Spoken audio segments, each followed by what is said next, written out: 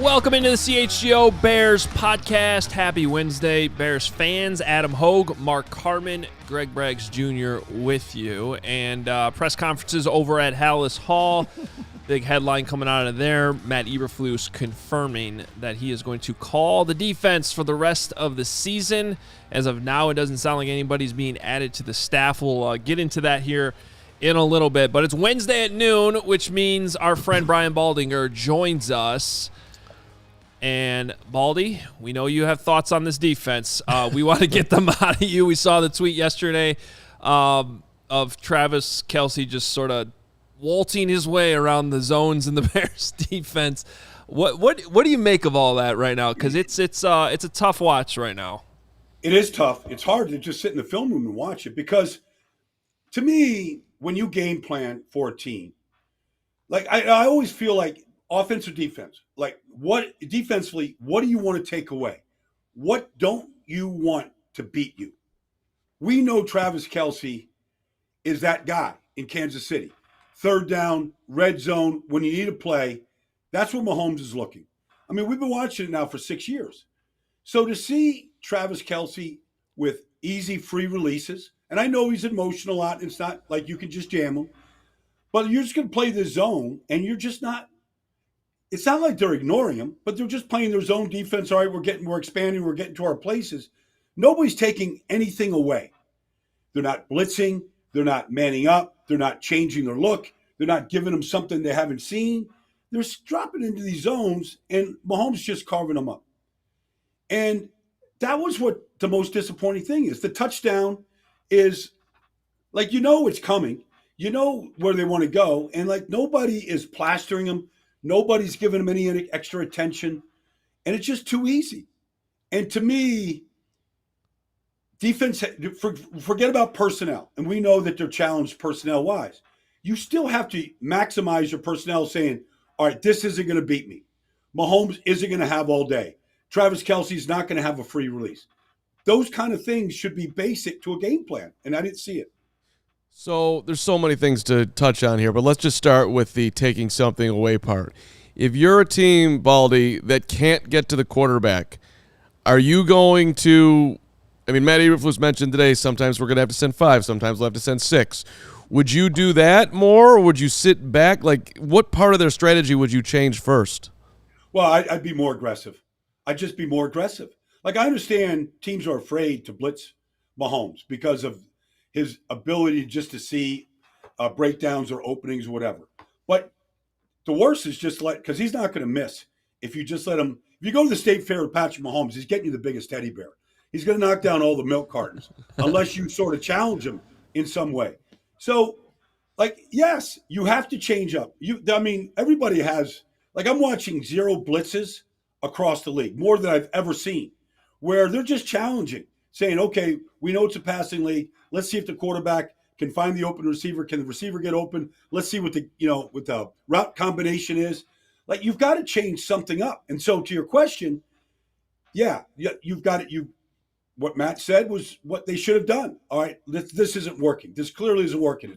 It's 14-0. Let's change up. Let's see if we can apply some pressure, whatever that might be. Zone pressure, double A gap, mud gap. Let's go back to Briggs and Urlacher and put them in the A gaps. And, like, let's challenge him. You got to do something, but you can't sit back like they did and just let him find these wide open receivers. Yeah, stat I keep bringing up here the last few days that stands out to me, and I'll share them with you. Matt Bowen put out the highest zone rate coverage in the league is by the Bears at 73.6%. and a pressure rate of only 19.6%. So you say, let's dial up the blitz, but doesn't that mean that they need to get, I mean, the predication of this defense is to be in zone, but doesn't that mean if you're going to blitz that you need to start moving to man coverage a little more? Yes, it does, because let's face it. I mean, these teams that want to play this particular type of cover 2 zone, that Matt played in Indianapolis. I mean, he had DeForest Buckner, and he had some elite rushers, in Indianapolis. And he had some elite corners. Right now, if you don't have a front four outside of Yannick Ngakoue, and it's like hit or miss with Yannick, but you don't have a guy that can just win one-on-ones, that can, that you don't have Chris Jones. You don't have one of these monsters up front, so if you're going to play zone behind it, you typically said, okay, we're going to play that because our front four can control and get after the quarterback. I mean, most of the great defenses in this business right now, if you look at what they're doing in Cleveland or Philadelphia, they're built around a stout and talented front four where you could mix your coverages. You could play your zone and your umbrellas. You're not going to get beat over the top, but your front four is going to dominate the game. And the Bears aren't built like that. They haven't put their resources in there. And so it's a good, it's an idea if you have Myles Garrett and Zadarius Smith to come after the quarterback, or I'm just picking Cleveland, but I could pick Philadelphia, I could pick Dallas, I could pick some of these other teams that have an elite front four. They don't have that. And so it's hard to sit there and play zone if the quarterback's going to have time to, check his Snapchat back there, to figure out where he wants to go. Baldy, the Bears have 2 games coming up here in a very short amount of time because after they play the Broncos, they got a Thursday game. I think it's a very crucial few days here for Matt Eberflus. And here's where I'm going with this. His message, it's one thing to have this message to the media, which is we're close. Okay, everybody's watching the tape. I don't know how close you really are, but it's another to say that to your team, and it sure sounds like with the way the players have gotten up there on the podium, Justin Fields just did this too, that seems to be the message even inside the building. Guys, if we fix a few details here, we're close. You played this game. How dangerous is that? Because players have BS detectors too, and they have an idea how close they are or aren't. Is he in danger of losing this thing here if this next 2 games goes poorly? Well, it's September 27th. It's early. Look, yes, you're always in danger. I mean, you lose to Denver, who's coming off the worst defeat any team has seen in recent memory. Like, they're a defeated team. And I think Kansas City might have been able to put up 70 myself if they really wanted to, the way that they were playing. But regardless, I mean, you got a Denver team that's just really limping. I mean, Sean Payton might be giving them that message. I doubt he is, that we're close, because they don't look close. And Chicago doesn't look close. The world champions looked like the world champions. And then it looked like there was like a whole new level of football when you look at what the Bears are doing. Because they got beat at every position. They got beat. The receivers got punked all day by L'Jarius Sneed and Trent McDuffie. I mean, it was embarrassing. Mm-hmm. They couldn't get off the line of scrimmage. They get knocked to the ground. They couldn't catch the ball when they did get 2 hands on it. But to say that we're close, you need a win. That's the only way that message can resonate, period. And if it's against Denver, another 0-3 team that's playing good offensive football at times, if that's the message, then you have to come away with the win. We know what the losing streak is going back to last year. They need a win. They just got to change just the taste in your mouth right now in that locker room, and that might resonate a little bit better with the players. Baldy, do you think that Matt Eberflus is missing an opportunity by naming himself the play caller? Like, it would have been really unorthodox and not ideal, but you could have gone outside the organization right now, brought in a defensive coordinator, said, handle this, do whatever you think is right. I'm turning it over to you. I don't know who that guy would be. There's a bunch of names out there. But would you, if you were him, if you were advising him, would you say, hey, take it over in addition to being a head coach when you've won 3 games and now, a year and a third? Or, there's a no win there, but what would you have said to do? Well, I wouldn't have done that. I mean, it's too hard to bring somebody from the outside in to learn your personnel, figure out who does what well. What's Tyreek Stevenson at this point? What's Jalen Johnson? It's just too hard to do that right now. It's Matt's defense. Like, he should know this defense inside and out. I think he does. But, the defense needs tweaking right now. And that's Matt's job. That's Matt's job to, really give these guys a better chance to be successful. The players are running the defense. They're executing what's being called. It's just not, it looks ugly right now. And so I would say I wouldn't have gone outside the organization to answer your question. I'd say, Matt, you got to double up your duties. You got to fix this defense. You got to make some adjustments. You got to dial up some calls that you don't really like doing. But, for example, like they brought in Tremaine Edmonds, and one of the reasons why they brought Tremaine in is they want to run a version of Tampa 2. All right? And they want a big, an Urlacher, a big, tall guy that can run, that can really clog the middle of the field, open up to the tight end or the number 3 receiver. And they could take that throw away and widen the corners. You basically play a 3-deep coverage. All right. Well, the Chiefs just hit them underneath that. Like it was wide open, and Mahomes isn't going to miss. So, that's not a great – Tampa 2 isn't a great defense against the Chiefs. It probably won't be against Russell Wilson either. So, what you had plans to do because maybe you thought the front four would be better, you might have to scrap that if you're Matt. And, Yep. Creativity, let's go. Yeah, creativity. Moving over to the offensive side of the ball, I didn't think Justin Fields picked the best week to be like, okay, I'm going to do things my way, knowing the Chiefs were coming and a potential, the eventual beatdown was coming. Was there anything that stood out to you in that game, in this iteration of Justin Fields wanting to maneuver the offense a little more under what he wants to do? Was there any positive signs from that drubbing that you can find for us, please? Well, I don't think Justin just went out there and was going to play street ball. The Chiefs, to me, are the best defense in football. You can say Cleveland's got the number 1 rating or Dallas. They're the best. They're the most complete defense. Their 2 corners will just lock you up. McDuffie and Snead can run with anybody. They completely locked up the receiver. So if you want to run on 3rd and 4, on the opening 3rd down of the game, a bunch formation, and you're gonna motion to the bunch, okay? And then you're gonna break out, and somebody's gonna win the 1-on-1, and nobody wins. I don't know what Justin Fields is supposed to do. You couldn't put your American Express credit card in between the defender and the receiver.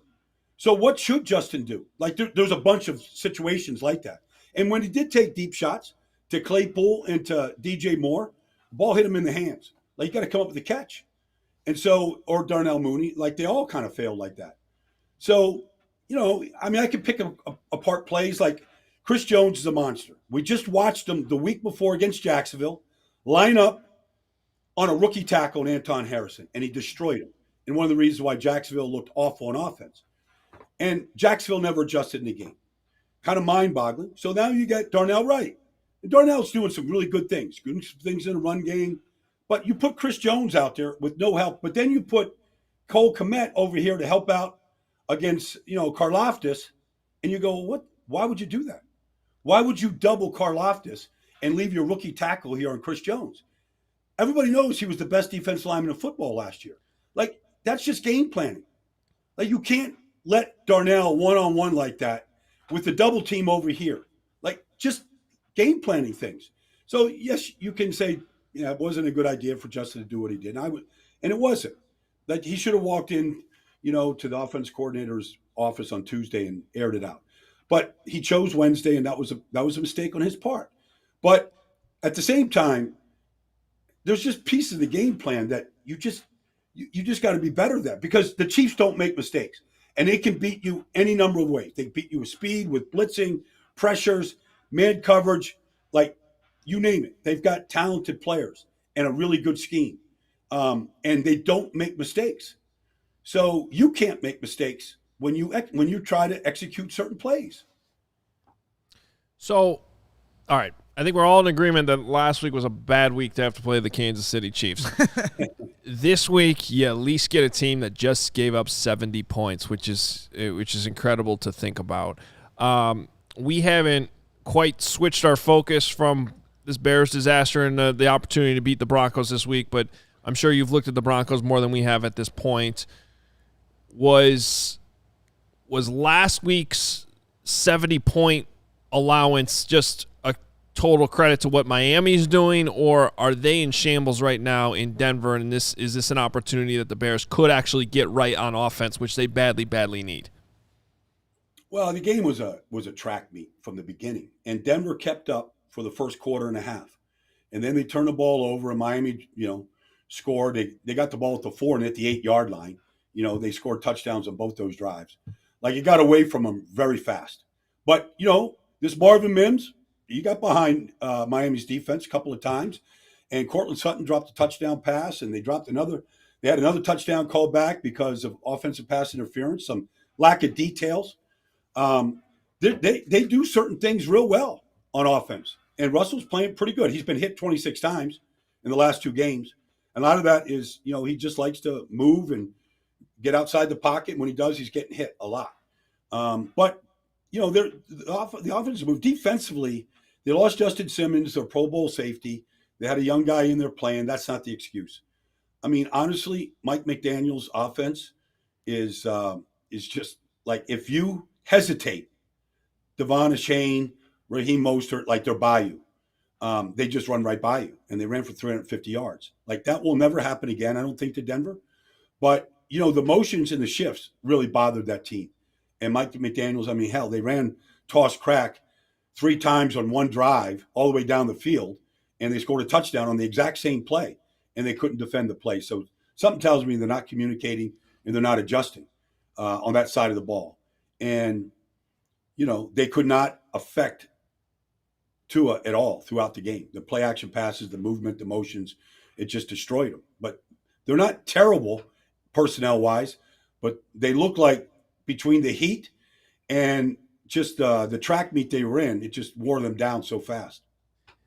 Baldy, I want to go back and just make you're officially the general manager of this show, and so I'm going to make you the GM of the Bears too. For everything you're naming, this doesn't look right. That seems like it needs to be changed. Would you be sitting there if you were the Bears general manager thinking, well, geez, I have no choice but to eventually, not tomorrow, but if it keeps going like this, I need to make a coaching change? Yeah, I think it's too early to do that right now. And coaching changes, especially if you hire from within. I don't think Luke Getsy's ready for this. I don't know who you would elevate at this point. I really don't know on the staff. But that looks like a real stretch. I mean, if I could undo things, okay, if I could just go backwards in time, go in the time machine, I would have, this is me, but I would never have let Roquan Smith get out of the building. I'd play him and Jack Sanborn at my linebacker. And I'd take all the money you spent on TJ Edwards and Tremaine Edmonds, and I would have found myself an elite pass rusher. Like that, I would have done that. Because Roquan is an all-world linebacker, all-world character. Like, I wouldn't have let him leave. He's a natural leader. He's an amazing player. Like, I would have, if I could undo things, I would have done that, and I would have drafted Jalen Carter. I just would have done that. Yeah. Well, there we have it. Well, that was a lot of pain. But that's not fair. That's not fair to the guys. I'm looking in the rear mirror here. No, Baldy, trust me, you got a lot of people here that agree with literally everything you just said. The amount of times we were screaming last year that Roquan and Sanborn never got to play together because they didn't put Sanborn in there until after they traded Roquan. Like, how you never even looked at that combination, it just blew my mind. That you never looked at. I've been saying it for years, but if you want linebackers, just go to Wisconsin. Just go, across the state to Madison. Like, they're all there. The linebackers coming out of Wisconsin are unreal. They had another one this year, Nick Herbig. He's in Pittsburgh now. He's a good player. Like, Jack Sanborn, TJ, like, they all know how to play. However they cross-train those kids, they all know how to find the ball. And they all make something happen, just like Jack did last week. I got my nuclear. I would have liked to see that combination. I'd like to see them play together. 100%. Don't worry, Baldy. I'm a Badger. I know exactly what you're talking about. It's mind-boggling. Right, I didn't know the alma mater's there. Yeah. Baldy, I got a nuclear offensive option for the Bears, and that is to play 2 quarterbacks. Let's see what you got in Tyson. Let's not completely bury Justin. Let's lean into his strengths. Let's see if having another guy running out there just whatever. Carm, we were having such a good interview here. No, he's Baldy. I did not see a complete that's a complete crazy idea when I first floated it. Am I right? You see where I'm perhaps going with this idea. How do you want to? How would the rotation go? What are you rotating for? How would the rotation go? Listen, I don't know who's starting. He wants the Taysom Hill package. I want some level of you're an upper level Taysom Hill. I want to get creative with him. I want him. He can throw the ball. He can run the ball. I would throw it to him. I would do all sorts of things with this elite talent and see if you can unlock something with his offense that is just completely broken right now. That if you keep doing the same thing, I'm going to bet that it never gets right. So why not just go completely off the board here and in the same process of that, maybe you actually save yourself and your job if you're the coaching staff. Yeah, but you can't worry about saving your job. You just have to coach. Whatever decisions the McCaskies make or general manager makes, whatever that, you live with those decisions. But you can't coach to save your job. And the quarterback is already seemingly pretty fragile. I can't imagine if you started rotating for whatever reason. Drew Brees was fine with Taysom Hill coming in. He was all on board, but Sean Payton was the coach too. So you got a proven coach saying, I love this kid. And he knew him. He knew the kid coming out of BYU, followed him at Green Bay. He had the role for him right away. And your Hall of Fame quarterback was on board with it. And he was a Hall of Fame quarterback. So I still question, putting Drew Brees at wide receiver and putting Taysom at quarterback to throw it still never made any sense to me. You got the most accurate quarterback in the history of the football playing wide receiver, and you're going to put the ball in Taysom. I kind of questioned some of it along the way, but they had some success with it. So, success sort of is the best deodorant for all this stuff. Baldy, we really appreciate it. It's good talking to you again this week. And, next week's going to be a quick week. What are you guys calling this game this week? I mean, it's week 4, but it's Denver and Chicago. What are you calling this? I mean, you're not giving it the toilet bowl game name, is it? What are you calling it? Judgment Day. Judgment Day. I like that.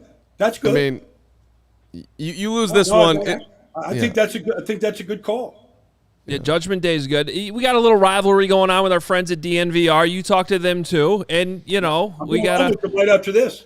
I'm literally going to get off this podcast with you, and I'm going to jump on DNVR right now. Well, I jokingly had a paper bag on my head for the post-game show, and I think the loser of this game, either side, has to wear the paper bag for the rest of the year. That's good. I like that. But what I always wanted to know, and I'm at NFL Film, so I remember all of the videos and things they did about disappointing fans, and what's worse than putting a paper bag, not even cutting the eyes out, just keeping the bag on. What's the worst? What's worse after the paper bag? I think plastic. That's definitely the lowest moment for me as a fan. But we laugh to keep ourselves from crying, Baldy. I understand. Yeah. I understand. Football should be king in Chicago, and it's not delivering right now. So I get the level of disappointment. All right. Well, Baldy, have fun with our friends over at DNVR, and we'll talk to you again next week. Okay, you got it, guys. Take care. See you. All right, Thanks, Brian. There he is, Brian Baldinger. Paper or plastic? Lawrence said it nicely. The bag bowl. Bag bowl's good. I like bag bowl. That could be. I'm feeling a headline for Sunday pregame or whatever. Bag bowl. Let's go. Bag bowl. I like it. Get the link up. Settle down. Hey, are you in the market for a new or used vehicle? If you are, we have some great news for you because Ray Chevy in Fox Lake has joined the CHGO team. We're talking to the team over at Ray, and they have this pledge called the Ray Price Promise, a guarantee that the price you see online is the price you pay when you go into the dealership. We found in many cases other dealers will raise the price on you when you come into the dealership, saying things like, well, are you a recent college grad? Are you active in the military? Are you a farmer? All these questions that sometimes yes, but in many cases no. And then they go, well, you don't qualify for these discounts that you thought you did. And then they raise the price on you. At Ray, that is not how they do things. The price you see online is the price you pay with no add-ons to the price ever. In fact, Ray will do everything possible to find additional savings for you, which may make the price lower than you see online, which has been my experience with them twice now. As one of the top-selling dealers in the Midwest, you'll always be able to shop one of Chicagoland's largest inventories. You could say big at Ray Chevy. Right now, they have over 100 Chevy Trax models available, starting at just $21,495. And now through the end of the month, all buyers can qualify for 0% financing. That's right, 0% financing. Make 0 payments until 2024. Hopefully the Bears win a game by then. Plus, put no money down, and best of all, pay 0 hidden fees with the Ray Price Promise. Visit Ray Chevrolet in Fox Lake or raychevrolet.com. Serving the community since 1963. Find new roads. Are you ready to go on your roof and rip off that satellite? I mean, I thought you were going in a completely different direction there. Glad with he the went way that way, yeah. And rip off that satellite dish and throw it into the ocean. I've done that. Don't you throw should. anything. Don't throw anything in the ocean. Don't throw it in the ocean. Thanks, Carm. Throw it Appreciate on Where's it. the ocean around here? Don't throw it in Lake Michigan either. I got a nice well, beachside view. We Sorry, got guys. people listening in Hawaii. I saw someone in the chat Duke say Island. aloha Duke, from- if you want to rip that satellite off your roof and throw it in the ocean, go ahead and hit up Fubo TV at www.fubotv.com/CHGO. 140 plus live channels of sports shows, movies, and news. Stream live TV from any device. Watch the most Chicago sports for the lowest price. Start watching immediately with a free trial. No contract, no cable, no hassle. Just sign up and start watching now. 1,000 hours of cloud DVR included at no extra charge. So you can start DVRing, Hell's Kitchen starting here on Thursday.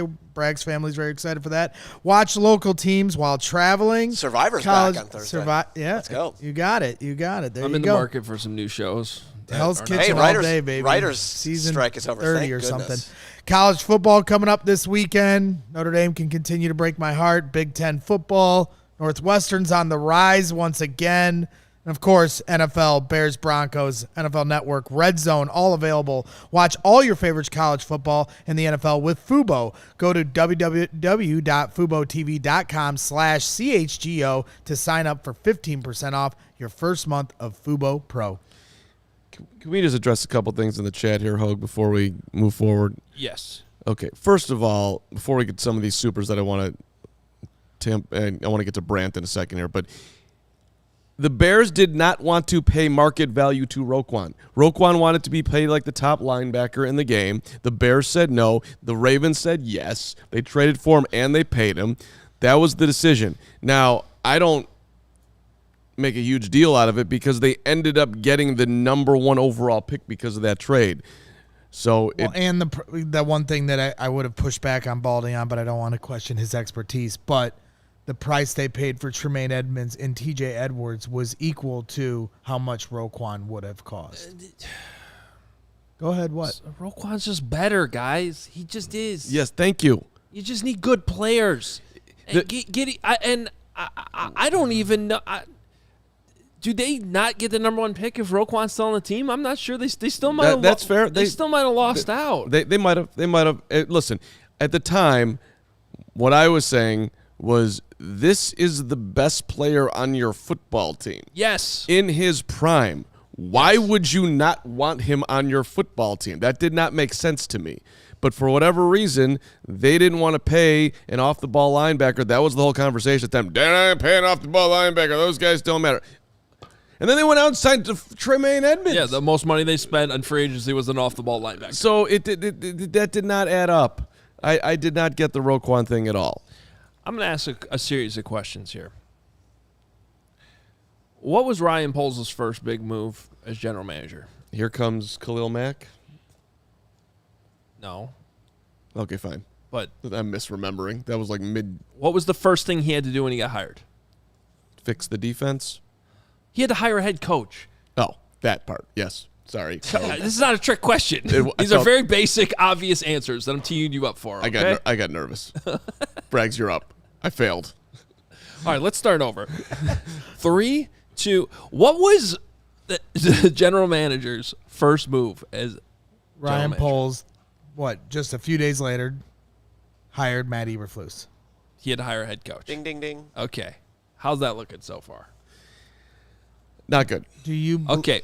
What was the first then trade he made?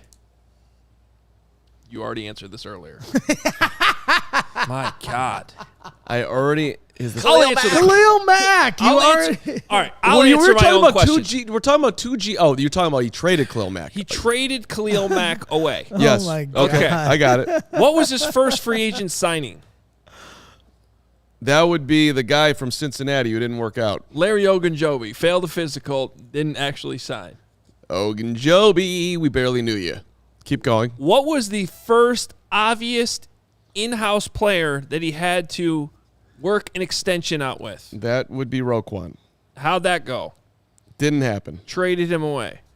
What was the first trade acquisition? And I may be misremembering. I don't know if it was exactly the first trade Chase acquisition, Claypool. but the biggest move he made to acquire a player. Chase Claypool. How's that going? It's not going great. F would be the grade. He had a really good first 10 Literally days of would be an F. training camp, though. Remember when he was He was amazing. dominating. He was the best player. He was the best player. Oh, in you know training what? camp. I tee you up. You just got to rub the dirt on it. Go ahead. Go ahead. Throw dirt on my grave. You're right, we did, and I'm going to do it too. I wanted to fight you at that time. Keep going. Look, I am certainly They were not great sitting practices. here saying that, that I'm out on the general manager by any means. I think everything he not everything, but it's hard to gripe too much with trading away the first pick, adding DJ Moore, more draft capital. I think that's all good going forward. However, Carm brought up a pretty decent point yesterday that if any of these quarterbacks, and CJ Stroud looks pretty damn good right now, turns out to be the next amazing superstar quarterback, we're still going to be talking about that. Right. And and that wouldn't give full context to the situation. I get it, and all of us in the moment we're like, you still got to give Justin Fields more time. But it's our job to just analyze things. It's his job to make the right decisions at the end of the day. So that's still something that counts. And then to me, the whole dream scenario of you trade back, you add DJ Moore, the air went out of the balloon for me, and I know I'm beating a dead horse at this point, but you had the best player in the draft fall to you at number 9, and then you didn't take him. Okay, my point here is that there's a lot of trust in the GM. There's still this assumption that, even if Kevin Warren comes from the top and is like, we got to hire a new coach, what's to say that he's not going to want a new GM too? Well, it just doesn't seem like he would, because it feels like that relationship is very solid. And I personally would be stunned if they blew up the whole thing. I mean, and another thing, I'm not saying it wasn't solid or it still isn't solid, but things change quickly in the NFL. Have you seen the last 17 days in Chicago? all true. And Breggs, get on in here. But let me just add this. There is, and maybe it will be, but there is this overwhelming assumption being made right now that Matt Eberflus is going to get fired if it keeps going this way. Every time Ryan Poles has opened his mouth about Matt Eberflus, he loves him. Mm-hmm. So I am not so certain that is the case. This very well could be hung on the quarterback. Period. End of story. And they will move forward if things don't turn around, which, if you watch the quarterback today, he really looked like he wanted to be literally anywhere else in the world other than talking to the media, which I completely get after what happened last week. So I think it's a lot unfair to Justin that it's being all put on him, but I think it also could be the reality at some point. I'm not 100% certain anywhere close to it that he's for sure getting fired. I'm hearing that a lot in people that talk about this team for a living. Well, I think a lot of that's rooted in just we've all lived this before and we know how it ends. That's I think I get it. That's mostly rooted. Yeah. Go ahead, Greg. Well, because going back to Jalen Carter, and I know I saw Edward Elric in the chat saying beating the dead horse, but at the same time, nobody advocated more for forgiving him of his mistakes than me, being very open about mistakes I made as an 18-year-old, and obviously someone lost their life in the mistakes he made, and you can assign blame for how that all went down. But at the same time, the other thing we've been talking about is how this city continues to ruin quarterbacks because it's not a healthy place to develop them. So we can say how much we would have drafted Jalen Carter, but drafting Darnell Wright, and Brian Baldinger said he's doing good things. People talk about how he's got a very promising career ahead of him. He's been great. Okay, and Corey Wooten's big on Darnell Wright. So this revisionist history on should they have drafted him or not, well, had they not, you got so many holes in this sinking ship. You got to plug one, and I think most franchises are going to want to try to develop their quarterback or create an environment to develop their quarterback as best they can. You get Darnell Wright this year, potentially draft a left tackle next year, whether it's Justin Fields or Caleb Williams. Now you have an environment that's closer to being the healthy place for a quarterback to develop, right? Your argument holds water if the offense was doing anything. Right. But since it's doing nothing, it's hard to lean on they wanted to develop it. Well, Braxton Jones got hurt. Tevin Jenkins, who we knew was going to happen, is hurt. Nate Davis hasn't practiced or played because of family issues. Again, so many holes to plug on this ship. You can only plug so many at once. All fair points, but at the end of the day, the offense has got to do something to validate that pick when a 3 tech that literally, and I did not want to draft Jalen Carter because of what was going on off the field. I said it 100 times, so I am a complete hypocrite in this. And I did, and now we're like role reversing. Right, but I'm just saying, like, that changes your whole defense. That makes your team competitive. But they are not even a competitive football team right now. Go ahead. And yes, but there's a disconnect there when the head coach is saying this position is the engine that makes my defense go. And there's the most obvious talent in the draft that is the engine that makes the defense go, and you pass on them twice. The reason why I say twice is because you traded back, and then you traded back again. So when you made the original trade, you're like, well, we're probably not getting Jalen Carter now because now we're back at 9. Well, then he falls to you. Go ahead and have him, Philadelphia. And then there's this whole narrative, which I'm not saying is wrong, but it's still damning of your organization. Oh, yeah, but it makes more sense in Philly because they're the right type of I don't like that excuse either. It's an awful excuse. It's a defeatist mentality. It's an admission that your organization sucks. That's what it is. Fix it. And I hope that that's what Kevin Warren has planned to do here, because all the things he talked about, and we're going to bring some video back here, I think later in the week too, from our own interview with Kevin Warren. I think we're almost like losing sight of what this guy preached when he got here. And I just still have all that back in the back of my head, building a championship organization, all these things. How you could say all those things and not act on them based on what we've seen in the last 17 days. And I'm not saying he's failed to act on them. I'm not saying he should do this immediately. What I'm saying is when you say everyone's just assuming Matt Eberflus is going to get fired, well, part of it is because of that. You can't say all those things as the new president of the team and have this be this bad in 3 weeks. So that's where I get back to these next 2 games being crucial, because this is either going to be, okay, maybe they really were close, which no one's buying right now, and they win a couple games against some bad teams, and they're able to sort of build up some momentum throughout the season, or this keeps going down the path that it appears to be going down, where players are checking out mid-game, which is something I've been told by multiple people who are down there on the field in Kansas City. Okay, so to me, if that keeps happening, how do you not act on this if you're Kevin Warren? All logical, and maybe he will, and he won't necessarily have to quote unquote act on it. His GM will be coming to him and say, like, I need to make a coaching change, and Kevin will say, okay, go ahead. I'm going to give you an opportunity to hire one more coach. Does he even do that? I don't know. But as I wrote in my newsletter this morning, the backwards Bears, he didn't hire the GM. Yeah, no, maybe he doesn't. That would be. My head is spinning at how quick that would have turned. King Poles to 2 years as a GM. Is that the shortest tenure in general managership in the Bears history? It's got to be. Sorry, I've been coughing. You're having a day over there. So drink water.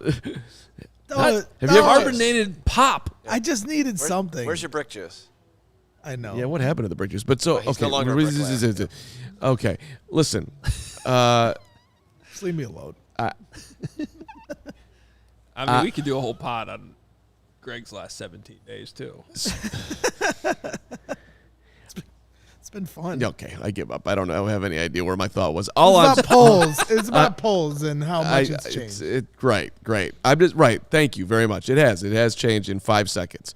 There's no one had on their dance card, bingo card, whatever, on August the whatever, that if the Bears don't win this season, the GM's going to get fired. No one said that, or even thought it, or even remotely thought it. That's exactly why I just asked all those questions I did. I think we're forgetting that some of the things that we questioned along the way here.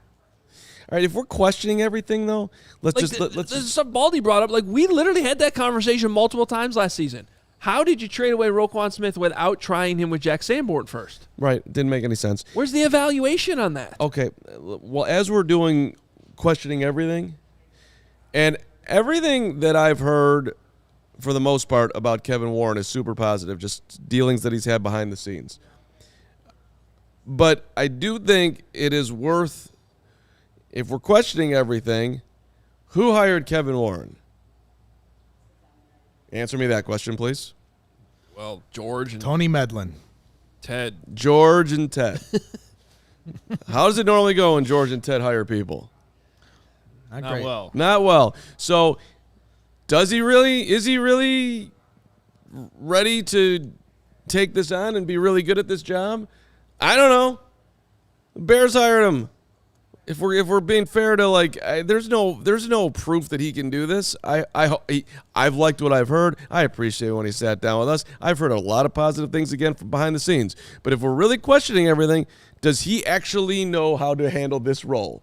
We do not know the answer to that right, yet. because even with the reputation when he came in as the guy that's going to build us a state-of-the-art stadium, he's already was running into the red tape that is Illinois politics. And that's gone since he's gotten here. It's gone the other way, where I thought we'd be in a new stadium by 2028 potentially. And now we'll be lucky if there's any resolution to that by 2035. And I'm not saying that's all on him. I'm just saying I'm asking the question, is he potentially in over his head on handling this organization? And for the record, I like how he's handling the stadium thing. Let's take a step back. Let's see what we can leverage, and let's see where we're going. I agree. They don't need to do this overnight. It's just a lot to take on between the red tape of Illinois politics and also the problems within this organization. He's not going to. But I think the idea for most Bears fans and why we were so excited for it was, A, it was the first time the Bears ever put someone in that position that seemed like he could handle that part, and B, his reputation for what he did at the Big Ten, and seeing like this is like a big boy move here. Yeah. All right. How are we getting into stadium talk right now? Well, because we're talking about whether or not Kevin Warren, he asked the question, do we know for sure that Kevin Warren can be a good president? Well, I think the hope that probably Kevin even had when he took this job was, all right, the piece is already in place here. I'm not going to have to worry about hiring a new GM. I'm not going to have to worry about hiring a new head coach. I like these guys, and I can concentrate mostly on the stadium and understanding the ins and outs of this organization. I mean, last week it was no one's flinching. That's what Paul said. I'm like, I hope somebody flinches. That's what I'm saying. Let's get a flinch. I am like losing my mind over this. Nobody's flinching. Everything's fine. Oh, we just lost the game by 31 points. Everything's fine. Still fine. You know me. We're close. We're close. Guys, we're not idiots. Right. Even if you don't watch the film, you're not close. You might be close to beating a team that gave up 70. Sure. But I think we're all close to. Well, I thought the tenor of today's press conference was more appropriate than what I was hearing last week for a team that needed to stop talking and just play some football. Right. I know we all like the quotes and talk about and pick through. We're going to shock the world. No, you're not going to shock the world. Just today was both Justin Fields and Matt Eberflus shock the world and how you don't talking cover Travis about Kelce. Attention to detail and keep it. That's all they talked about. Attention to detail, and that was it. Sign off, get off the fucking stage. I love it. Like, let's get to some football. Let's win some games. Get me back into the belief train. Okay. I think it's time for you to leave the set and go get yourself a nice Goose Island, because CHGO is supported by Goose Island Beer Company, Chicago's beer roster since 1988. The Oktoberfest, the Beer Hug family, the 312 Ale, the Full Pocket Pills. You need all four right now to get through this situation. Yes. I mean, it's everyday beer. It's what the brewers are drinking. I've been crushing myself some 312 Wheat Ale. I love the fact that it's a nice $3 at my Flo and Santos when I go down the street to have a little dinner by myself and think about life. Hey, that's nicely priced. Isn't that a good price? Oh. $3. You get, Always? Yes. Or is it like a happy hour? No, always. 3 o'clock in the afternoon, 9 o'clock at night, $3. Come on down to the Flo. You're there for 6 hours? How many did you have? Do you understand what my life is? I have a lot of time to fill at times. You could probably do more for us if you'd like. Yeah. What's that? How? I can't go home. If I go home and I sit in my place, next thing you know, I'm napping for 20 minutes, and then I wake up, I don't feel good. It's way better to just go have a goose, or if I'm, on the other side, go have a workout, sign up for a 9 o'clock tennis match, lose to some buster last night. Anyway, grab ultra fresh brewery exclusive beers at Goose Island's original brew house on Clybourne Avenue in Lincoln Park, or from their tap room on Fulton Street in Westtown. Goose Island Beer Company, Chicago's beer. By the way, I got Mayank tonight. And Mayank, you're going down 8:30. It's going to be a beatdown. I'm going to be Jordan Love, and you're going to be Justin Fields. That's right. I didn't know if you were. I didn't know where you were going with that, but you gotta be excited for Just do the damn ad read. the Packers and Lions here coming up on Thursday. Hoge might even be going. So Probably not. Our guys at Athletes First will be out there Do too. you think I should go? No. Why not? I'm just Dude, gonna do the you damn ad do read. 2 podcasts, coach a football team, are a parent to 2 kids, have a wife. Why would you drive up to Green Bay for Packers Lions? Because I need some time to myself, damn it. Yeah, sounds like fun. Would you go by yourself? Just do I don't know. I'll Just probably me. run in. I know a lot of people in Wisconsin. Someone I know will be there. So you drive up there by All right, yourself? hold on. We got an ad ready to do. Just We got do the Nick damn- waiting. Hopefully, is going to be Nick's with us. coming on. Yeah, I got a lot. I got Just 8,000 do the super damn chats ad to do. read, he Yeah. says. Yeah, just do the ad read. Just do the damn ad read. And that's exactly what I'm going to do, because I want you all to sign up with DraftKings NFL. Use code CHGO when you sign up. We're back with another week of football. Lions, Packers on Thursday. Hoge may or may not go. And DraftKings Sportsbook is keeping us in on the NFL action with great offers every single game day. New customers can bet $5 and get $200 instantly in bonus bets. Throw $5 down on any of this week's epic matchups to walk away with an instant winner. And DraftKings isn't stopping there. All customers can take advantage of 2 new offers every game day this September. Football's more fun when you're in on the action, so download the app now and sign up with code CHGO. New customers can bet just $5 to get $200 instantly in bonus bets. Only on DraftKings Sportsbook, an official sports betting partner of the NFL, with code CHGO. The crown is yours. Let me do the rest of this, please. Thank you. Gambling problem, 1-800-GAMBLER, or visit www.1800gambler.net. In New York, call 877-8-HOPE-NY. In Connecticut, help is available for problems gambling, 888-789-7777, or visit ccpg.org. Please play responsibly. On behalf of the Boot Hill Casino and Resort in Kansas, licensee partner, Golden Nugget Lake Charles. 21 or over, age varies by jurisdiction, void in Ontario. See sportsbook.com www.draftkings.com/football. Terms for eligibility, terms, and responsible gaming resources. Bonus bets expire 7 days after issuance. That's the key one there. Remember that. Eligibility and deposit restrictions apply. And if you want to support this show, doing your gambling at DraftKings is a huge help to us. Use that code CHGO. We appreciate it. Best of luck to you. All right. He didn't do that any faster than good. I could. I could have done good. that. He did that 5 The times. chat as roots fast. for me when I do ad reads. Great. Great. Good for the chat. I root for you too. Look, it was just great teamwork there. Okay? All right, fine. I'll accept. You I'll accept forced the the help. tackle. He made the tackle. Yeah. Look at Nick. Hi, Look Nick. at this guy. Nick looks like he's in a strip club or something. He looks. What's going on? You know, He looks like a valet at a strip club. some Freddie Mercury vibes going on here, my friend. Our valet, Nicholas Boreano. And that's a compliment. I'm a big Freddie Mercury guy. Of course, it's a compliment. Yeah, of course. Freddie Well, Mercury's I the don't- shit. some Nick's the people, best some looking- people might not like Queen, but I loved Queen. So Nick's the best looking man in this entire city. And I include Wow. Cole Kmet in that. Okay. He's also adorable. Interesting. Got a good looking football crew here. Okay, Nick, vibes a little different today?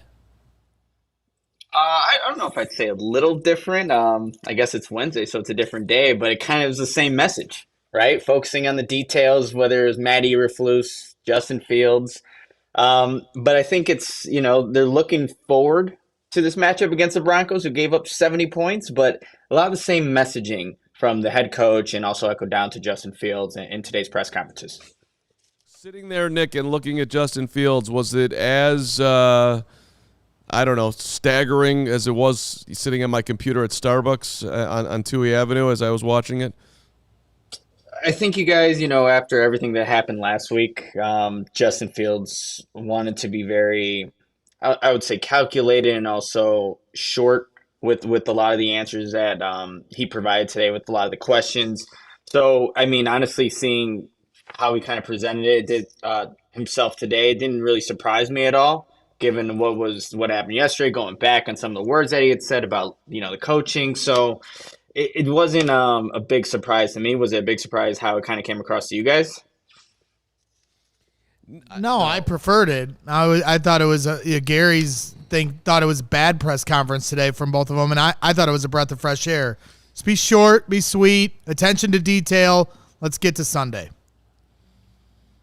Yeah, no, I mean, that's essentially what it was, you guys. And I think a lot of what was being asked today, especially when in regard to Fields, it was just basically, with this losing streak, how do you kind of keep the morale up for your guys? And, he echoed a lot of just paying attention to the details. He does sense a determination from this group to turn things around to hopefully end this 13-game losing streak. And, when he asked, do you have any thoughts on the losing streak? He said, no thoughts. So it was really quickly. I think he wants, obviously they know that you're facing adversity and they just need to find a way to win a game. And that was what Fields said in his post-game after the Chiefs and, reference the Detroit Lions in that post-game press conference. But I think when you look at it, this team is ready to change things. We'll just have to see if that actually happens against the 0-3 Broncos.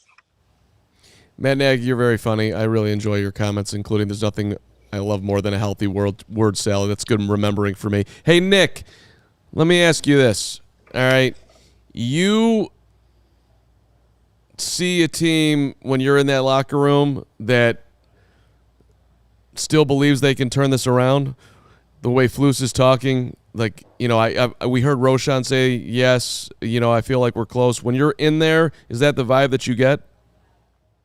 I would say that it's definitely a group that still has hope. I have not felt the sense that they've completely given up, even in the post game in that locker room. It doesn't feel that way yet. But when you look on the sidelines during the Chiefs game, it's definitely a different vibe than what you get at Hallis Hall. Because I remember going into this week just asking players about the matchup against Kansas City. A lot of them were excited and looking forward to that matchup. Obviously, 41-10 loss didn't show that excitement, but I haven't felt it yet. But I think, guys, if you look bad against a Denver Broncos team that's obviously winless at the moment, and you come out flat at Soldier Field again, I think then those vibes will definitely change. Nick, what do you make of the Bears signing cornerback Jawan Williams, 6'4", long, press corner to come play in the zone defense. Regardless, I just think the headline is, what does this mean for it? I know the injury report comes out probably in an hour or so, but probably not great news on what's going on with the secondary this week and who's healthy. Yeah, and the report, the injury report will come out, but I would just say much needed in terms of, obviously the position he plays and what you guys will see here in a little bit. But yeah, it fits the prototype, right, of what the Bears have, been looking for at the position. Long corners, they really highlight those physical attributes when they're looking for guys that fit this defense. But much needed is how I'll put it, Adam. Nick, the chat's having an argument, Bagent versus Fields, which is kind of I'm enjoying this back and forth. You watched the tape and you tweeted about it saying, like, I got to be honest, I don't see a lot of wide open receivers here. What did you, when you went back and reviewed it, what did you see? I just saw a lot of really, I think you have to credit the Chiefs. It looked like they were very prepared for what the Bears were trying to do. Even if there were, pressure at times and, Fields had to escape, even if the pocket was clean, I'm still trying to find areas of where Justin Fields is exactly going with this football. Yes, there are a couple throws that I think what Justin Fields is comfortable with, what Fields, or if, Fields is not comfortable with. I don't know. There's a lot that goes into it. But to me, even if the plays were executed to perfection in the passing game, it just seemed like the Chiefs were ready for everything that was coming its way. Do we think that's a talent thing or do we think that's coaching? Well, I think both. I mean, one is it's unfair. I'm going to give the Bears a little bit of credit here for a game they lost by 31 points. The Chiefs are way better than them. Okay, so it's concerning to me that a team switched from playing so much zone like the Packers and Bucks did to more man, and the results were actually worse. Because I would have hoped that helped. But the Chiefs, as Baldy said, he thinks they're the best defense in the league. They have the guys that can cover the Bears wide receivers. So it's concerning that this wide receiver group couldn't get open and win those one-on-ones. I think that speaks to the still how far away the Bears actually are from a talent perspective, even with DJ Moore, Darnell Mooney, and the crew. But if the Broncos try to play that way, could they have more success? Sure. They're not the Chiefs. I mean, the Bears could have more success, yeah. Yeah, and I heard you ask the question to Justin Fields leading to that with Darnell Mooney and trying to get Justin Fields and Darnell on that connection. What did Justin have to say for the viewers that didn't get to hear his answer? And do you think that they can find that connection this Sunday? Well, I hope so. And what Justin Fields was basically saying is like, well, you guys ask about DJ Moore not getting enough targets. And then, if he does get targets, Darnell Mooney's obviously not getting targets. But what he and Eberflus both said, it's like distributing the wealth, distributing the love is how Justin Fields put it. And I agree with that. It definitely should be that approach. But DJ Moore should still be the focal point of your offense. And, Justin Fields threw him a nice deep ball, perfectly thrown on the right sideline. DJ Moore didn't come down with it. Later in the game, he makes an incredible one-handed catch. So you need to capitalize when it does happen. But I still believe the Bears do have the playmakers in place to execute a passing offense. It just, how it all comes together, though, it just says one game it might be more on Justin Fields. One game it might be more on the scheme. I think for the Chiefs, yes, the Chiefs have a very good defense, but schematically, the Bears did not have an advantage in that area whatsoever. So I do agree that Justin Fields wants to distribute the wealth and get all of his playmakers involved. But, Darnell Mooney was his guy. And before DJ Moore got here, and he just has not had enough targets outside the touchdown catch that he had against Green Bay Packers.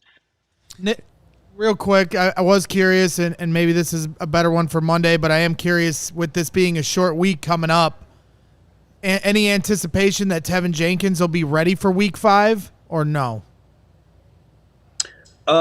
So I don't really know yet. I mean, in the previous practices, he's been out there, no brace or anything on, and but I don't know yet if he's going to be a full go, just in terms of how he is health wise, but at least he doesn't have anything kind of going on that we can see from the outside. That's my homework assignment for all of you. He ain't playing. I'll tell you right now, he's not playing week 5. All No right, way. Carm's breaking the news that he's not playing week 5. How do you know that? Because they're not going to bring him back on a short week. I don't know that. Clearly, I don't know. Why would they? It's not a short week for him. Christian Watson's coming back on a short week today or tomorrow. Would you like to make how about just a friendly wager? My guess is I think the hope was always he'd only miss 4 games. Yes, Nick. I see a silhouette of a man, and that man is Tevin Jenkins. I want him in. He didn't play week 1. Does he get my When joke? did he get hurt? Tevin Jenkins got hurt. That's a Queen joke. In Indianapolis. Oh, yeah, right. All right. Whatever. We're just gonna ignore the fact that Carmen you- said Tevin Jenkins played week 1. Nick, sing your I don't remember. Nick, sing your I'm favorite old. Queen song. You want to sing Bicycle? Carm loves a good song. Nick and I are working on a song together on Sunday. Nobody's. I want to ride knows my -5 Queen bicycle. songs. All right, so here's what I want from Nick. Nick, I could use a few more hangers. Could you just grab a handful of those behind you? They look like nice hangers. Yeah. I would appreciate it. Did you have another serious Bring it question? Nick, I have one serious question for you. In your opinion, Careful. covering this team, holding that hanger, when Matt Eberflus said he's calling the defense the rest of the way, not just this week, what was your reaction? Did you think, hell yes, Flus, that's a good decision? I wouldn't say hell yes, Flus, but I expected it. You look at the last 2 games that he's called. They're so different too, which I don't understand. He talks about when he was asked about bringing pressure or the lack of pressure this Bears defense has, been able to cause through the first 3 games. He said that number 1 sack needs to improve, but against the Chiefs, he wasn't very. He didn't really want to bring extra defenders, and you're allowing Patrick Mahomes to carve you up. Against the Tampa Bay Buccaneers, they amp up the pressure, so it's just inconsistent. But in terms of him saying what he said, that the plan is for him to call the defensive plays, it didn't surprise me. I just don't know what that result's really going to look like. He just doesn't have the talent that he did in Indianapolis, and it's showing each and every time this Bears defense steps onto the football field. So it wasn't a surprise whatsoever, but I just, as the season goes on, how those responsibilities are just weighing on him, right? And it kind of seemed like that was the case in this defensive game plan because, quite honestly, I don't know why Flus approached it the way he did against Patrick Mahomes. You give that guy all day, he's going to carve you up. I asked TJ Edwards in the locker room on Wednesday leading up to that game. He said, we need to give Patrick Mahomes different looks. The Bears didn't do that. Patrick Mahomes did what he wanted, and obviously when you're the best quarterback in the league, you're going to take advantage of a defense like that. Nick, great stuff. Everyone should be following Nick at Nicholas Moriano on Twitter. More updates to come following practice. Injury report on its way soon. Be careful with that hanger. And, of course, all of his written work at ALLCITY.com. He's in the coat room? God knows Nick wants to break free. Leave the singing to me. Bye, Nick. Careful, man. You're already on thin ice for missing our meeting this morning. Yeah. You start singing. Karma is infectious, like a disease. Yeah. You are in control of you. Do not blame me for your actions. I just did.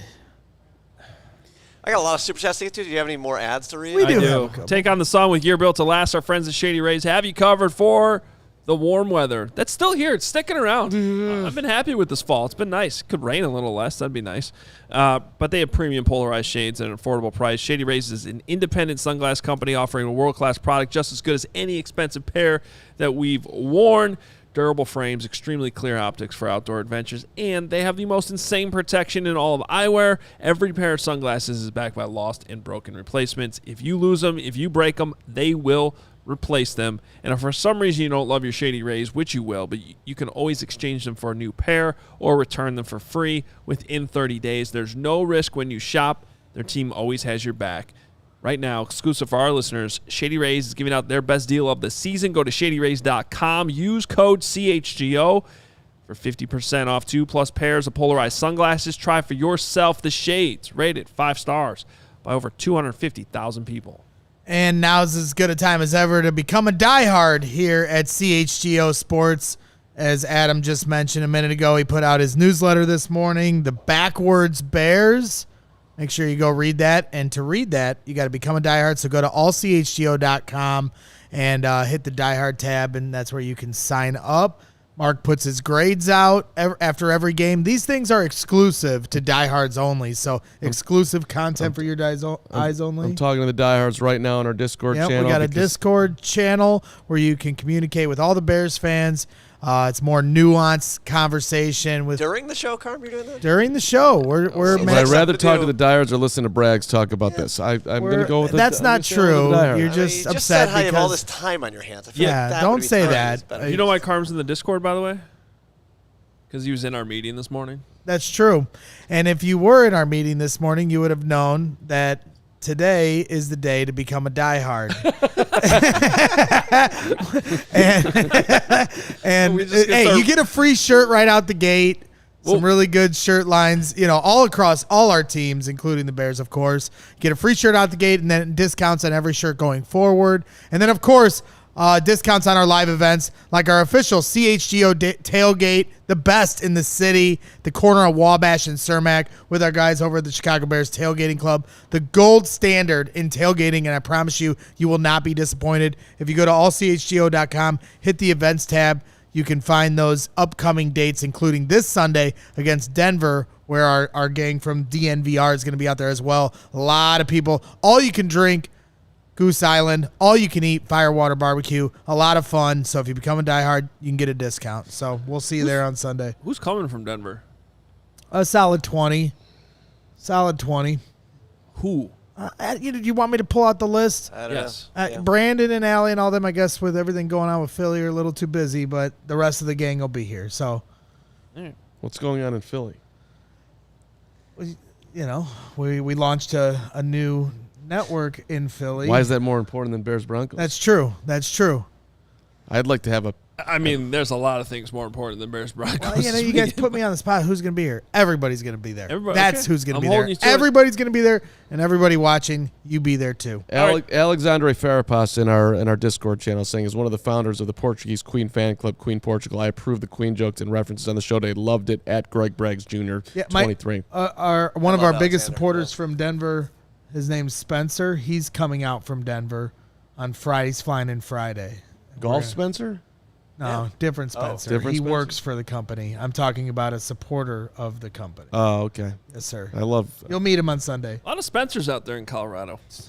Golf Spencer's got sweet, sweet, sweet gear. Spencer will be here on Sunday. All right, great. I love Spencer. Josh, $20 super chat.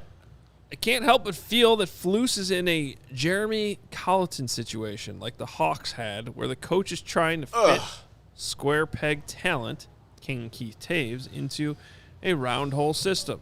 Just my 2 cents. Bagman for life. Bagman. Colleton was the worst. He just wanted to play his system. He was like Paul Westhead on Winning Time. Yeah. Well, Nightmare. I forget which one of our awesome, esteemed CHGO Blackhawks colleagues said that. Might have been last week. Said that Flus reminded him of Jeremy Colleton. Nightmare. I don't love Flus's press conferences, but they're better than Colleton's by a mile. I'm impressed that you could actually make that claim. I wouldn't be able You never watched a Colleton presser? Never. Well, okay. I mean, I didn't watch a ton of them, but I watched enough to. Smartest guy in the room. Yeah, just so straight and tight, and it was exhausting. Okay. Very much so. Duke. Thank God I was missing him. I didn't see him early. I was losing my mind. 1999. 4 different accounts. Justin's always been quiet with the media, but he doesn't look well. I'm worried about him as a person. Do you guys think he's okay? Not even talking football performance here. Is he healthy enough to take the field Sunday? Are you referring to the hit he took? Yeah, I would say He so. is, and that's a fair question. And the way that Flus handled that was alarming. Well, the fact that Fields talked today is Right. an indication that he practiced today. So, Flus said Monday he came out of the game fine. These guys are up against something that they've never been up against in their lives. Justin Fields has had all the success, and right now he's sitting there in a 13-game losing streak with, at least if he's living in reality, some part of his career as a starting quarterback on the line. It's a lot to see. The fact that he's showing up today looking like there's a significant weight on his shoulders should not be surprising. This is a skill set right now, getting yourself through a downturn, a significant one that is, not easy. I hope that for real, I hope that they are working with some professional help to handle the mental side of this because it's significant. Oscar Styles, $9.99. Do you guys think it's coaching or just the free agents brought in aren't very good? Guys like Davis, Walker, Billingsley. He meant Billings. Andrew Billings. I was like, who's Billingsley? And Lucas Patrick. They should sign Billingsley. They need him. Billingsley is Andrew Billings' French cousin. Go get Billingsley, please. Andrew Billings has actually been pretty good. But Yeah. Oscar, the talent is a problem. The talent's definitely a problem.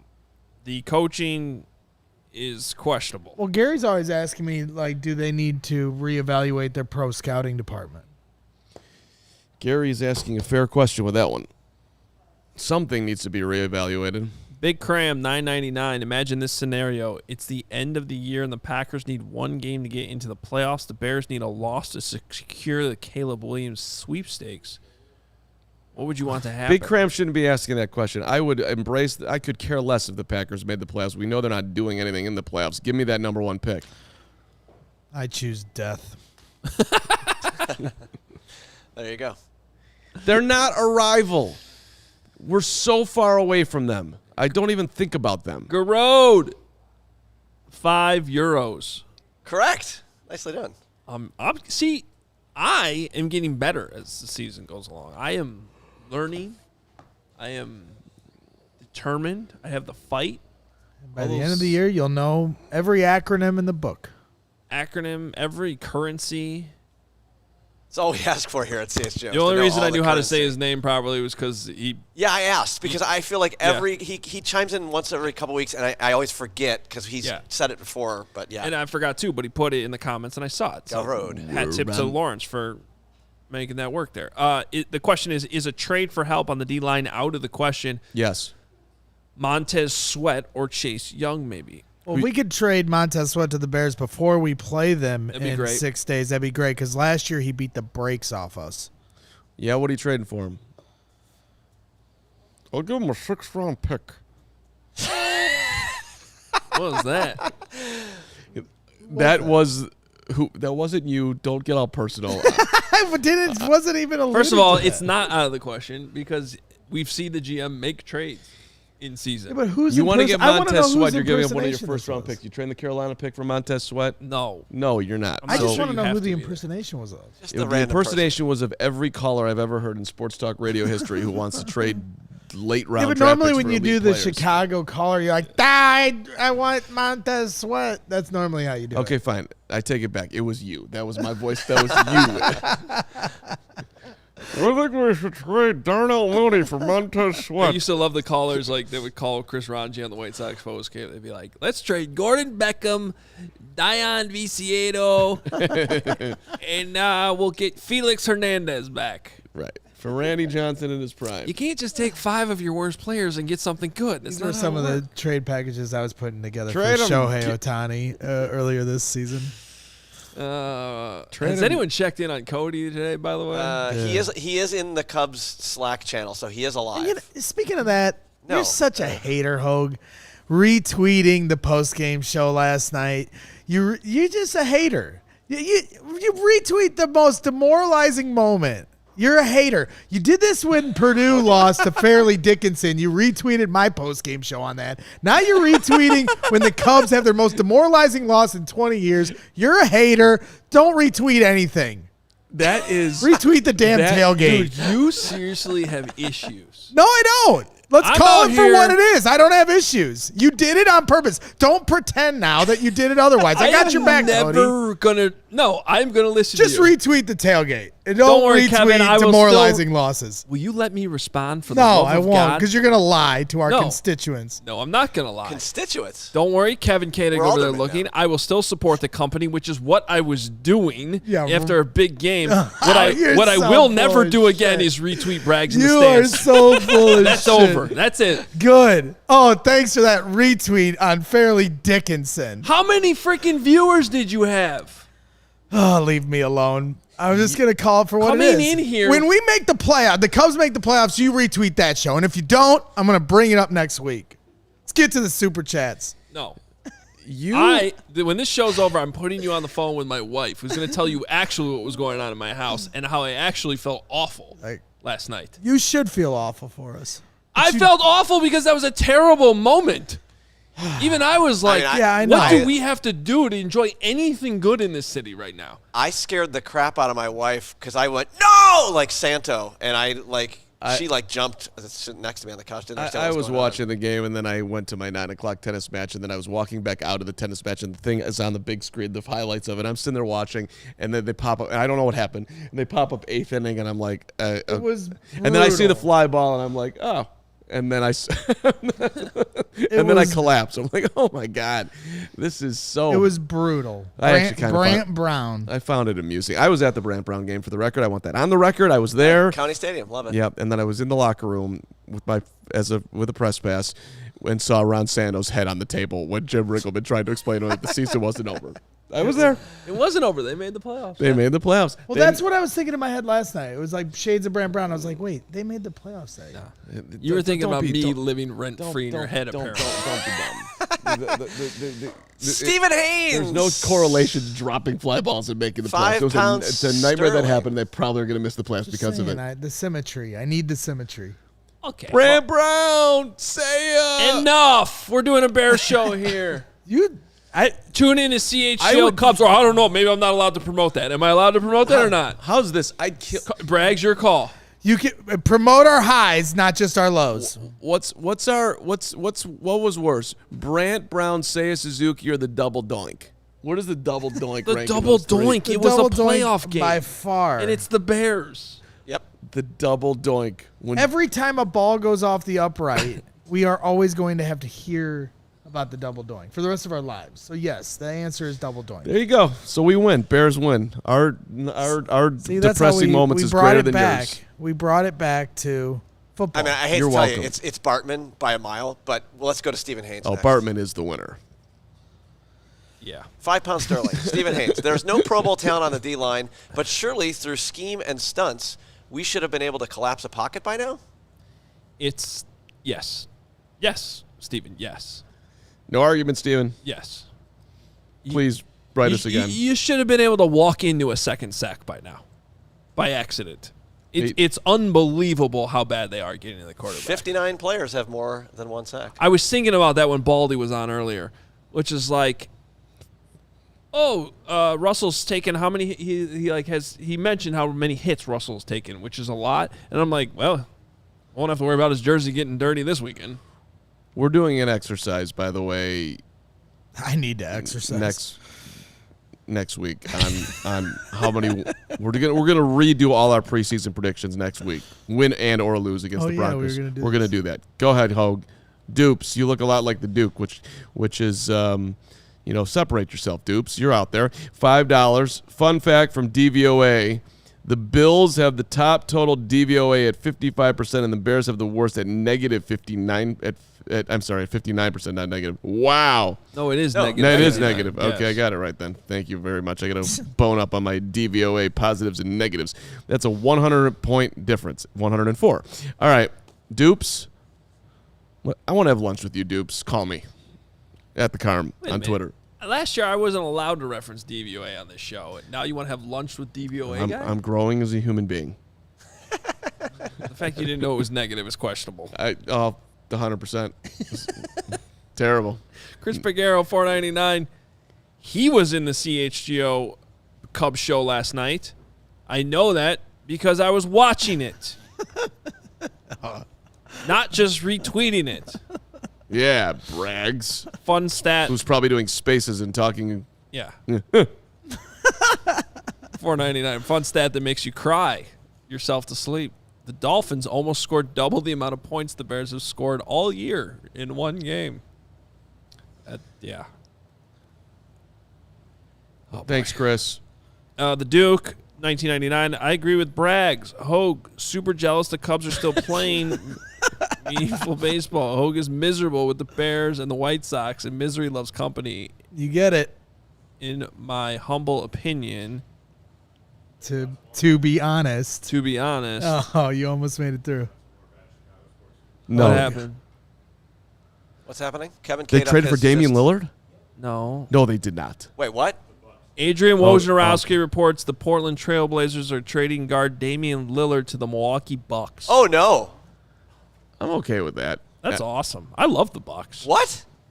First of all, it's cool that that's a great competitor right up north, and we're not in their league anyway. Second of all, like if they had traded Zach LaVine for Damian Lillard, I would have freaked. What did they give up? Why would you have freaked? Because Damian Lillard's old and And better. Oh, my gosh. No, he's not. Yes, not he at this is. point. Not at this point. He's better. Zach LaVine was a great player That's last fine. year. The Bucks can have Damian Lillard because we're going to take Giannis. Yeah, we're going to take Giannis. That's a right. couple years. Yeah, okay. Okay. What else we got? Cubs, Bulls. I'm talking about everything but the Bears here. I do hate that from a standpoint. I just like when players stay with their one team, and he was a guy that wanted to stay with his one I mean, team, and he did it. gave them He every did it opportunity long for like enough. 10 years. I think he They did. never He surrounded did. He him. did. I'm just saying I like that old school, which is why they should sign Jalen Johnson to an But you're extension. right, I'll bring- Duke.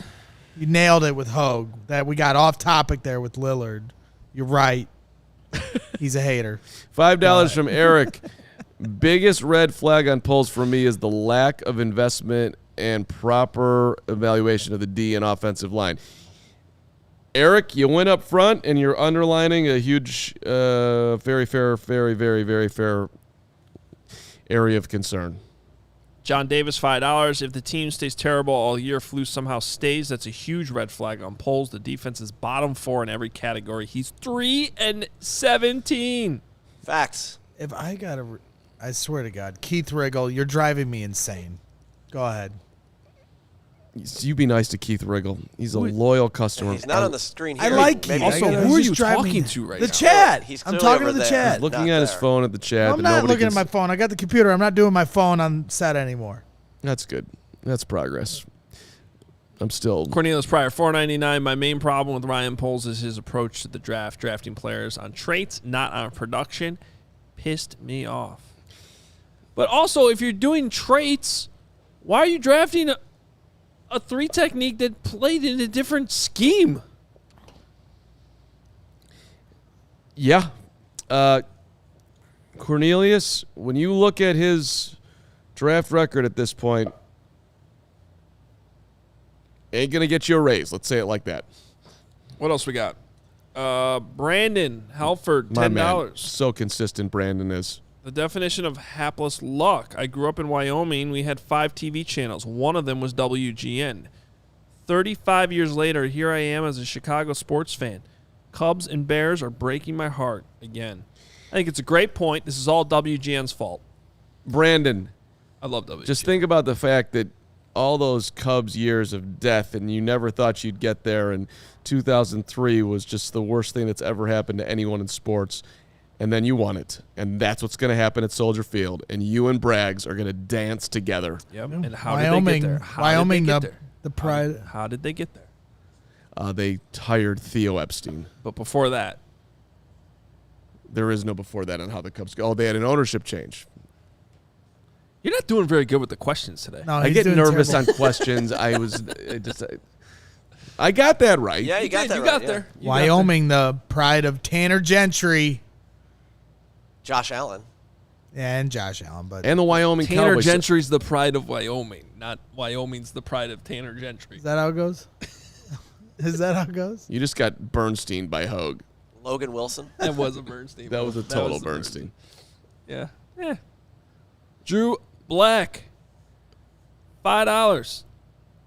If Fields goes 0-2 these next 2 games, I think he will be done after the mini-bye. Thoughts? See Peter King's interview on the Score yesterday. Yeah, you referenced something about that this morning. Yeah, no, I well, didn't hear that. What did he say? so he was on with Parkins and Spiegel, and he said that that Fields has a couple of weeks to get this going, and the assumption is that Peter is well connected and he's talking to people and he knows something.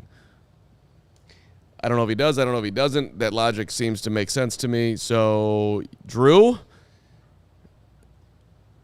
It could be that soon, I guess. I'll say this. I have a much. hard time believing it. I still think even if it keeps on going sideways, he'll get to play all the way till week 13, week 14. But perhaps it will be this quick. I'll say this much. What's up? You know what the best part about this Damian Lillard trade is? What's that? Grayson Allen Is gone? head to Phoenix. Ew. That Don't punk. have to deal with that guy anymore. The only guy I That don't kind like. of sucks, though. It's fun beating him. PHNX now. I'll say this much, Drew. Dunk on his head. When it comes to potential changes, if they are 0-5 and they look exactly how they've looked these first 3 weeks, I do think it comes down to Getsy or Fields. I think one or the other. Someone, either Getsy's getting fired or Fields is getting benched. But Maybe, you say those things because that's what you want to have happen. That's a good point. I look at it as what I would do. Right, exactly. It's not what I want to have happen. What I want is for them to turn it around right, but and win these next 3 winnable games. Let me in a rephrase row. it. Let me phrase it. You say it as what you would do. That you really think that they Yeah, would I'm fire sorry. I Luke would hope they'd be logical. Why? Do you think Tyson Bagent starts a game for the Bears? You keep asking these dumb Tyson Bagent Yeah. questions. No. Yeah, get him. You can bring it back at me. I don't. Also, I'm don't asking a serious question right now. If you had to bet Talk your about money, what I want. if you had to bet your money, does Tyson Bagent start a game for the Bears this year? Yeah. I guarantee. Yeah, at this point, I guarantee it. Okay. I'm a yes on that too. And that's Oh, sad. also because that I'm- saddens me to say. Yeah, Let but me I'm just also say considering it. injury, and I think that but if they're late enough in the season and Fields misses a game, I think Bagent plays over Well, and then Peter. also, like people are saying in the chat, the injury aspect of it too. Look, okay, let's take injury out of it. Does Tyson Bagent start a game this year not because of injury? Yes or no? Yes. There's a yes. Lawrence? I don't know. Hoge? I think I'm a yes. It feels like a yes to me too. But I don't think it's in the next 4 weeks. I do not. And I certainly ain't starting Nathan Damass Peterman. These They next better 2 not. games are huge, especially because there's a mini bye coming after. Sunday is such an enormous game for literally everyone. It is. The Bag Bowl, the Crisis Bowl. I just saw a tweet about what's going on in Denver. That sounds like a toxic situation too.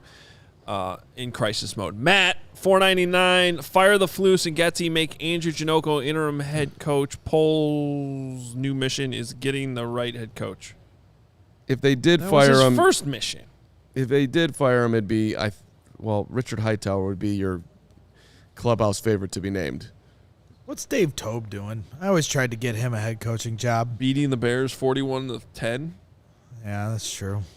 That's what Dave Tobe's doing. I always used to tell him at camp, I was like, Dave, hire me as your agent. I'll get you a head coaching gig. Keep them coming. Sangray Kim, $4.99. It's really strange. Who took the bus?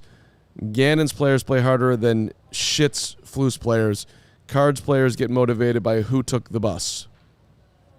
Sangray, I don't think motivation's our main problem right now, but I think it's on the list. maybe it's on. Yeah, exactly. Maybe it's on the list now. Keep going, Lawrence. I know we're way over time here. Dan Sifrar, $2. Abe Gibran wasn't a better coach than Flus. Was/is. Abe Gibran was/is. Isn't Abe dead? Correct. And here's another one. Here's the second one here. Interesting stat. Ryan Leaf was 4-21. Justin Fields is 5-23. Oof.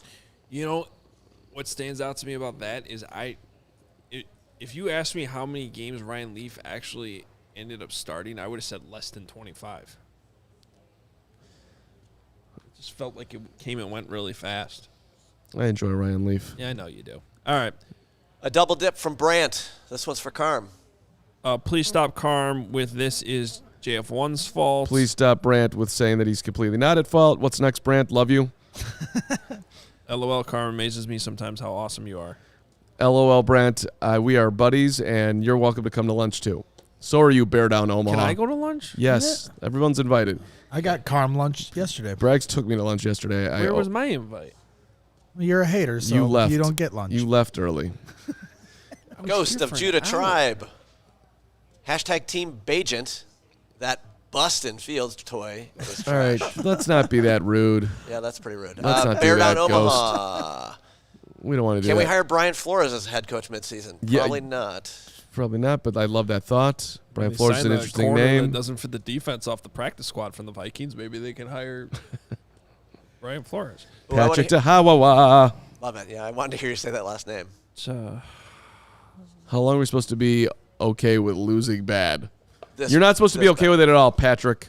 But They're you can't. close. Don't worry. They're close. You have no control, and neither do we, and neither does anyone. So I don't know. Would that be fun if the rest of this week if I just lean into their close?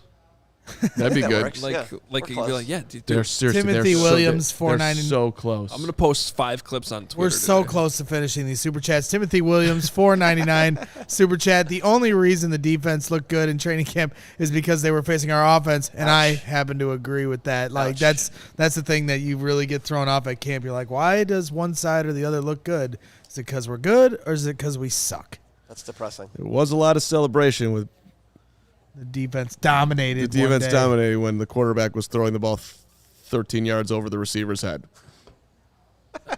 And everyone's like, yeah, nah, that was good. He looks great. That was you, too. Oh, you too. Don't read these. Kyle Jennings, $5. Sunday is an epic battle between an easily stoppable force and an extremely movable object. Thanks, Kyle. That's a good one. And Hotel Whiskey. That's Always from New expensive to Zealand. buy it there, but hey, I love a good hotel whiskey. My diehard CHGO shirt arrived in New Zealand this week. Fortunately, it arrived after the game, but at least I look good being miserable. I'm so impressed by our shipping talents. Getting to New Zealand is a tough one. Rinking it up. Well, I mean, at like, the our company's hotel. just putting it in the mail like anyone else would. So, like, then the mail takes care All of it. right. Well, I we don't think Brandon Spano delivered it. yes he to did. New He Zealand. flew it out there Yes, he on a did. private Yes, he jet. did. Crystal still watching. God love Crystal. Braggs and Carm, when are we doing lunch? Need something to cheer me up. Love you. See you on Sunday. Crystal, I'm in. I keep on saying I don't know when we're doing it, but I'm in. This is the last one. I'm cutting it off. Bryn, this is our first. Brennan. Brennan, I'm sorry. It's our first ever Brennan Backus. Good to see you, Brennan Backus. Thanks so much. This is so simple. We have a bottom 3 offense and defense line, period, end of story. Carm voice. Agree. So read it again in Carman. Yeah, read it in Carm voice. I That just should be did. you, What- Braggs. This is so simple. We have a bottom 3 defense and defensive line because I like to sing all the time. Period. End of story. Hello? This show is so dumb. Have you ever called Braggs when he hasn't spoken in the day? Can I get some enthusiasm when I call, please? All right, have a good day. Thanks so much for. I have something to share. Okay. I'm wearing a new shirt today that I've never worn. Oh, here we go. It's probably This is exciting.